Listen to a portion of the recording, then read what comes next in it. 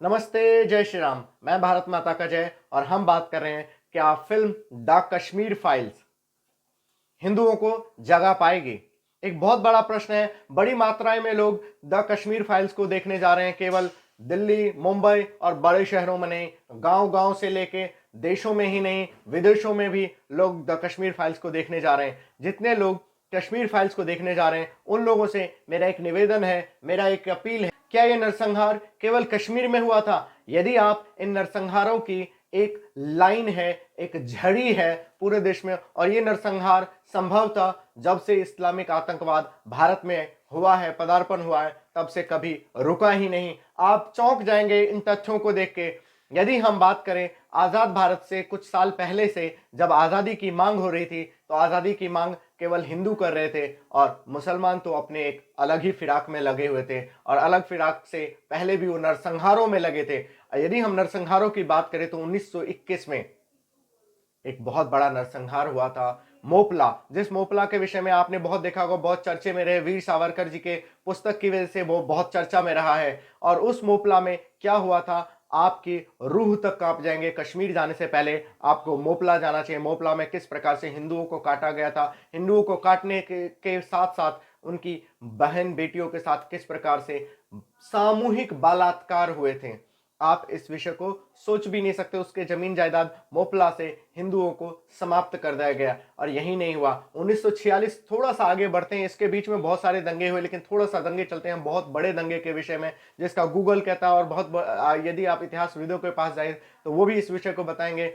हम नोआखली चलते हैं। बंगाल के नोआखली में दंगे 10 दिनों तक लगातार चलता रहा, जिसको डायरेक्ट एक्शन डे के नाम से भी जाना जाता है, जिन्ना के डायरेक्ट एक्शन डे के नाम से। और संभवतः इसमें गांधी जी को भी घसीटा जा सकता है, लेकिन वो विषय हमारा नहीं है।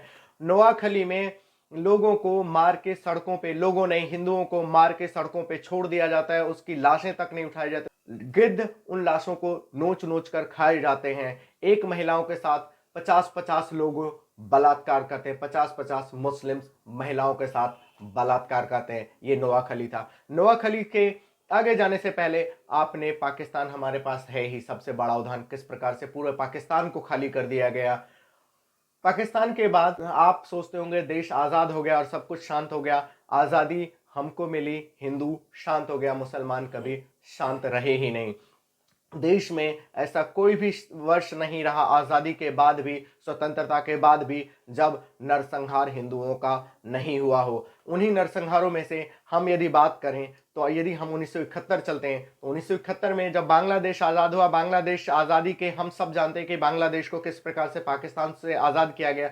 बांग्लादेशी पाकिस्तान से लड़ते रहे, उसी बीच हिंदुओं को बांग्लादेश से समाप्त किया गया, हिंदू महिलाओं के साथ बलात्कार हो गया, बच्चों को काट काट के फेंके गए हैं। यदि आप इसके विषय में और अच्छे से जानना चाहते हैं तो तस्लीमा नसरीन की लिखी हुई लज्जा पुस्तक भी पढ़ सकते हैं, जिस पुस्तक में उसने बहुत ही अच्छे से लिखा है कि हिंदू महिलाओं के साथ क्या किस प्रकार की घटनाएं हुई थी। एक घटना वो बहुत अच्छे से, उस विषय को आपको सोचना चाहिए, जानना चाहिए कि उस पुस्तक में वो लिखती है कि एक बच्ची के साथ बलात्कार होता है, 10-10 लोग बलात्कार कर रहे होते, तो उसकी माँ कहती है यदि बलात्कार करना ही है तो एक एक करके कर लो, मेरी बच्ची मर जाएगी। ये घटनाएं हुई थी, ये नरसंहार हुआ था, और बांग्लादेश में नरसंहार कभी हिंदुओं का रुका नहीं। आप 2021 में यदि हम बात करें, 2022 में बात करें, तो 2021 के नवरात्रों में किस प्रकार से एक मूर्ति के साथ, एक पंडालों के साथ जो दंगे शुरू हुए पूरे बांग्लादेश से, हिंदुओं को समाप्त कर दिए गए। बांग्लादेश, बंगाल हिंदुओं का था, हिंदू अब लगभग समाप्ति के कगार पे है। और बांग्लादेश से जब हम बाहर निकल आते हैं तो वो बड़े दंगे के बाद कुछ दंगे आपको और ध्यान में हो जाने चाहिए। जिन दंगों में से प्रमुख है भागलपुर के दंगे, हम सबके सामने हैं। कश्मीर के दंगे हम सबके सामने हैं। मुजफ्फरनगर दंगे, ये सब तो भागलपुर और बंगाल और बिहार के दंगे तो बहुत पुराने हो गए। हम जब दंगों की बात करते हैं तो दंगे, जैसा मैंने कहा, भारत में कभी रुके ही नहीं मुसलमानों की ओर से। यदि किसी वर्ष में रुका है तो आप मुझे बताइए। गुजरात तो आप कभी बात ही नहीं करना चाहते होंगे। 2002 में वहां जो दंगे हुए थे, किस प्रकार से शुरुआत किया गया था, हिंदुओं को ट्रेन में जला दिया गया था। 72 हिंदुओं को ट्रेन में आ रहे लोगों को जला दिया गया था, वो भी आप भूल गए होंगे। उसको भूलने के बाद मुजफ्फरनगर, आपको याद होगा 2013 में किस प्रकार से एक बच्ची स्कूल से आ रही थी, स्कूल से आने के बाद उसको छेड़ा जाता है, उसको छेड़ने का विरोध करने के लिए जब दो भाई जाते हैं तो उसको टुकड़ों टुकड़ों में काट के फेंक दिया जाता है।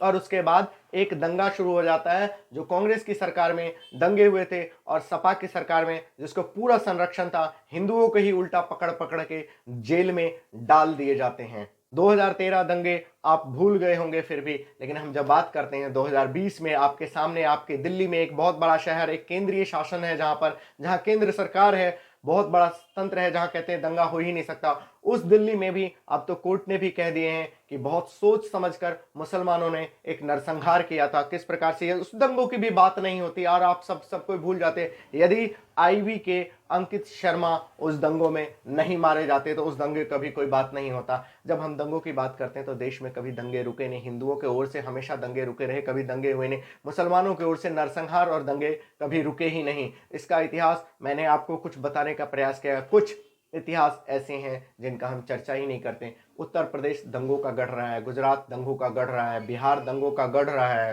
राजस्थान दंगों का गढ़ रहा है। कुछ एक राज्यों को, पूर्वोत्तर के राज्यों को छोड़ दे तो आसाम भी दंगों का गढ़ रहा है। और बंगाल तो खैर, वहां तो हिंदू जीवित रह ही नहीं सकता, उनका अधिकार ही नहीं है, क्योंकि मुसलमान वहां 40% हो गया। और मुसलमानों के अकॉर्डिंग उनकी सरकार है ममता बनर्जी की, और वो हमेशा मुसलमानों का साथ देती है।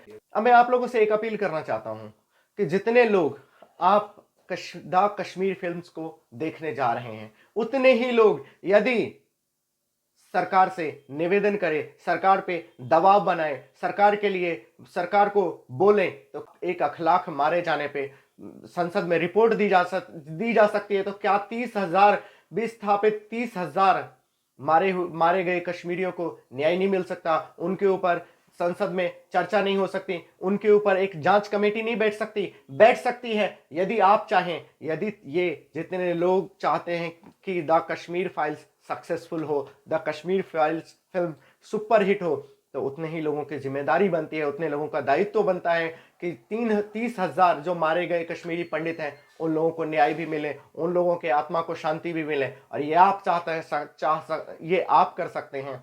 आप एक मूवमेंट खड़ा करें, आप एक सिग्नेचर कैंपेन बनाएं, और वही कैंपेन अपने स्थानीय विधायक को सौंप सकते हैं, अपने स्थानीय सांसद को सौंप सकते हैं, अपने एक एक स्थानीय जगहों पे एक छोटा सा मूवमेंट 1 घंटे 2 घंटे का भी करें, ताकि ये सरकार के ऊपर दबाव पड़े, न्यायालय के ऊपर दबाव पड़े, और उन कश्मीरी पंडितों को न्याय मिले और उनकी आत्मा को भी शांति मिले। नमस्ते, जय श्री राम।